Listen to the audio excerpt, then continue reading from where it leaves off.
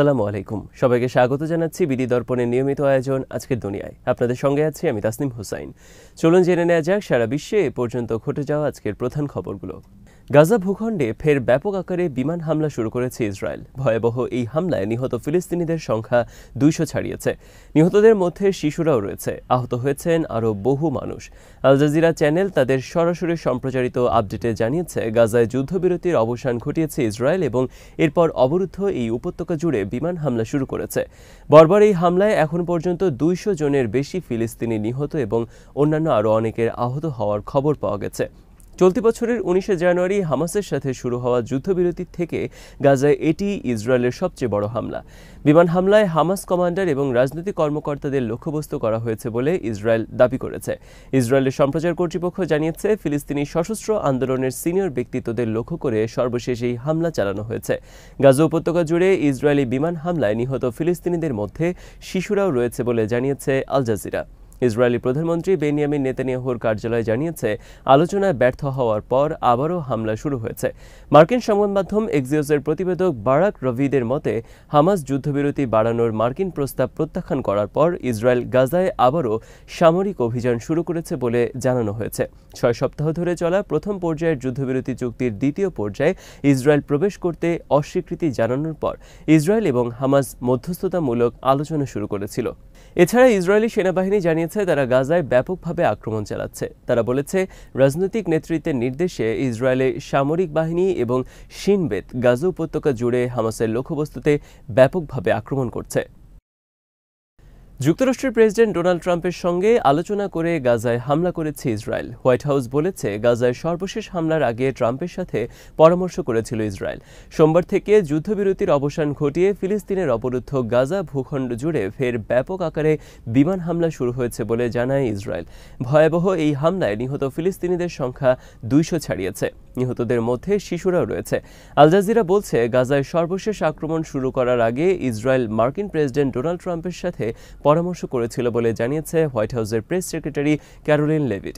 সংবাদ মাধ্যম ফক্স নিউজকে তিনি বলেছেন, প্রেসিডেন্ট ট্রাম্প যেমন স্পষ্ট করে বলেছেন, হামাস, হুথি, ইরান যারা কেবল ইসরায়েলকে নয় বরং যুক্তরাষ্ট্রকে আতঙ্কিত করতে চায়, তাদেরকে মূল্য দিতে হবে এবং তাদের উপর সমগ্র নরক ভেঙে পড়বে। তিনি আরও বলেন, হুথি, হিজবুল্লাহ, হামাস, ইরান এবং ইরান সমর্থিত সন্ত্রাসী প্রতিনিধিদের উচিত প্রেসিডেন্ট ট্রাম্পকে খুব গুরুত্ব সহকারে নেওয়া, কারণ ট্রাম্প বলেন যে তিনি আইন মেনে চলা মানুষের পক্ষে দাঁড়াতে এবং যুক্তরাষ্ট্র এবং আমাদের বন্ধু ও মিত্র ইসরায়েলের পক্ষে দাঁড়াতে ভয় পান না। গাজায় প্রথম দফা যুদ্ধবিরতির মেয়াদ ছিল 40 দিনের। কথা ছিল এরপর দ্বিতীয় ধাপের যুদ্ধবিরতি হবে। দ্বিতীয় ধাপে গাজা থেকে ইসরায়েলি সেনা প্রত্যাহারের শর্ত ছিল, কিন্তু প্রথম ধাপ বাস্তবায়িত হলেও ইসরায়েল দ্বিতীয় ধাপে যেতে রাজি নয়, যে কারণে তারা বারবার দ্বিতীয় ধাপের আলোচনা বিলম্বিত করেছে। শেষ পর্যন্ত গাজায় আবারও হামলা শুরু করল ইহুদিবাদী দেশটি। ইয়েমেনের হুথি আনসারুল্লাহ গ্রুপের পরিচালিত যে কোনো হামলার জন্য ইরানকে দায়ী করা হবে বলে জানিয়েছেন ট্রাম্প। নিজের প্রতিষ্ঠিত ট্রুথ সোশ্যালে এক পোস্টে এই অবস্থানের কথা জানান তিনি। আল জাজিরা বলছে, ইরানের ওপর চাপ প্রয়োগের ধারা বৃদ্ধির সর্বশেষ পদক্ষেপ এটি। ট্রাম্প তার পোস্টে লিখেছেন, কাউকে বোকা বানাবেন না। ইয়েমেনের অশুভ শক্তি ও সন্ত্রাসী হুথিরা, যাদের ইয়েমেনের মানুষ ঘৃণা করে, তারা যে শত শত হামলা চালাচ্ছে, এর সবকিছুই ইরানের সৃষ্টি। তিনি আরও বলেছেন, হুথিদের আর কোনো ভবিষ্যৎ হামলা বা প্রতিরোধ মহাশক্তি দিয়ে প্রতিরোধ করা হবে এবং সেই শক্তি সেখানে থামবে তার কোনো নিশ্চয়তা নেই। এই কথার মাধ্যমে ট্রাম্প মূলত ইরানকে সামরিক হামলার হুমকি দিয়েছেন বলে মনে করা হচ্ছে। গাজায় ইসরায়েলি অবরোধ শুরু হওয়ার পর হুথিরা লোহিত সাগর ও আশেপাশের সমুদ্র সীমায় ইসরায়েলি স্বার্থ সংশ্লিষ্ট জাহাজে হামলার ঘোষণা দিয়েছে। এরপর হুথি স্থাপনায় প্রচণ্ড হামলা চালিয়েছে যুক্তরাষ্ট্র। এর মধ্যেই হুথি হামলার জন্য ইরানকে দায়ী করার ঘোষণা দিলেন ট্রাম্প। যদিও এর আগের দিন ইরান বলেছে, হুথিরা তাদের সব পদক্ষেপের সিদ্ধান্ত নিজেরাই নেয়, তাদের তৎপরতায় ইরানের কোনো ভূমিকা নেই। ইসরায়েলের বিরুদ্ধে তাদের যুদ্ধ ঘোষণার বিষয়েও তেহরান কোনো ভূমিকা রাখছে না। রাশিয়ার কুরস্ক অঞ্চলে যুদ্ধরত ইউক্রেনীয় সেনারা ফ্রন্টলাইন থেকে পিছু হটার সময়ের ঘটনাকে হরর মুভির মতো বলে বর্ণনা করেছেন। ব্রিটিশ সংবাদ মাধ্যম বিবিসিকে দেওয়া বর্ণনায় সেনারা বলেছেন, ভারী গোলাবর্ষণ এবং রুশ ড্রোনের অবিরাম হামলার মুখে তাদের পশ্চাৎ পদসারণ বিপর্যয়কর ছিল। এ সময় সামরিক সরঞ্জামের বহর ধ্বংস হয়ে যায় এবং রাশিয়ান ড্রোনের ঝাঁক তাদের উপর আক্রমণ চালায়। ইউক্রেনীয় সেনারা সামাজিক যোগাযোগ মাধ্যমে তাদের অভিজ্ঞতা শেয়ার করেছেন। তারা বলছেন, ইউক্রেনের নিয়ন্ত্রণে থাকা সবচেয়ে বড় শহর সুজিদা হারানোর হওয়ার পর তাদের মধ্যে ধস নেমে আসে। ইউক্রেনের ফ্রন্টলাইনে ভ্রমণে নিষেধাজ্ঞার কারণে পরিস্থিতির সম্পূর্ণ চিত্র পাওয়া সম্ভব হয়নি। তবে 5 ইউক্রেনীয় সেনা বিবিসিকে যা বলেছেন তা থেকে যুদ্ধের ভয়াবহতা সম্পর্কে ধারণা পাওয়া যায়। 9 মার্চ ভলোদিমির বিবিসিকে টেলিগ্রামে একটি বার্তা পাঠান। তিনি তখন সুজদায় ছিলেন। তার বর্ণনায় সেখানে আতঙ্ক ছড়িয়ে পড়েছে এবং ফ্রন্টলাইন ভেঙে গেছে। ইউক্রেনীয় সেনারা পিছু হটার চেষ্টা করছে। তাদের কিছু সরঞ্জাম রাশিয়ান ড্রোনের আক্রমণে পুড়ে গেছে। দিনের বেলায় পিছু হটা অসম্ভব। সুজদা এবং ইউক্রেনের সুমি অঞ্চলের মধ্যে একটি প্রধান রাস্তা দিয়ে সেনা সরঞ্জাম এবং রসদপত্র চলাচল করত। ভলোদিমির বলছেন, 1 মাস আগে পর্যন্ত এই রাস্তা দিয়ে অপেক্ষাকৃত নিরাপদে চলাচল করা সম্ভব ছিল, কিন্তু 9 মার্চ নাগাদ এটি শত্রুর গোলাবর্ষণের নিয়ন্ত্রণে চলে গেছে। 24 ঘন্টার ড্রোনের আক্রমণ চলে। 1 মিনিটে 2 থেকে 3টি ড্রোন দেখা যায়। 11 মার্চ মাক্সিম ছদ্মনামের আরেক সেনা টেলিগ্রামে জানান, ইউক্রেনীয় বাহিনী রাস্তা বিচ্ছিন্ন করে দেওয়া ঠেকানোর চেষ্টা করছে। তিনি বলেন, কয়েকদিন আগে আমি সংগঠিতভাবে পিছু হটার নির্দেশ পেয়েছি। রাশিয়া শহরটি পুনর্দখল করতে একটি বড় বাহিনী জড়ো করেছে, যার মধ্যে উত্তর কোরিয়ার সেনারাও রয়েছে। সামরিক বিশেষজ্ঞদের ধারণা, রাশিয়া কুরস্ক পুনর্দখল করতে 70,000 সেনা জড়ো করেছে, যার মধ্যে প্রায় 12,000 উত্তর কোরিয়ান সেনা রয়েছে। এবার মুঘল সম্রাট আওরঙ্গজেবের সমাধি সরিয়ে নেওয়ার দাবিতে বিক্ষোভ শুরু হয়েছে ভারতে। হিন্দুত্ববাদী সংগঠন বজরং দল এবং বিশ্ব হিন্দু পরিষদ এসব বিক্ষোভের আয়োজন করেছে। উগ্রবাদী এই দুটি সংগঠনের পক্ষ থেকে হুঁশিয়ারি দেওয়া হয়েছে, মহারাষ্ট্রের খুলদাবাদ থেকে অবিলম্বে আওরঙ্গজেবের সমাধি সরিয়ে না নেওয়া হলে বাবরি মসজিদের মতো কর সেবকরা সেটি ধ্বংস করে দেবে।